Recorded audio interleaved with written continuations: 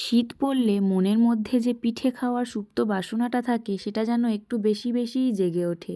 কালকে মকর সংক্রান্তি, কিন্তু আজকের আমার এই পিঠেটা খেতে খুব ইচ্ছা করছিল, তাই বানিয়ে ফেললাম।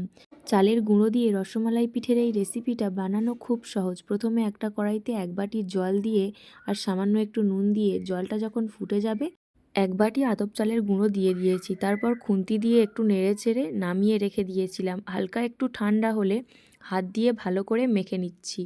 খুব ঠান্ডা করলে হবে না, একটু গরম গরমই হাত দিয়ে মেখে নিতে হবে।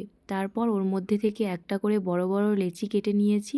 2 হাত দিয়ে লম্বা লম্বা করে ওর মধ্যে থেকে ছোট্ট ছোট্ট একটা করে লেচি কেটে নিচ্ছি।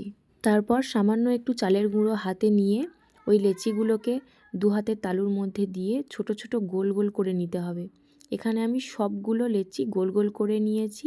এরপর একটা কড়াইতে আমি 500 গ্রাম দুধ ঢেলে দিয়েছি। যখন দুধটা আস্তে আস্তে ভালোভাবে ফুটবে ওর মধ্যে আমি দিয়ে দেব যেগুলো চালের গুঁড়ো দিয়ে বানিয়ে রেখেছিলাম। আস্তে আস্তে দিয়ে দিচ্ছি। তারপর একটুখানি নেড়ে দেব।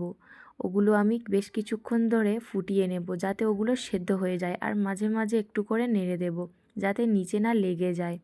বেশ কিছুক্ষণ ফুটিয়ে নেওয়ার পর আমি একটা এখানে দেখে নিচ্ছি যে সেদ্ধ হয়েছে কিনা।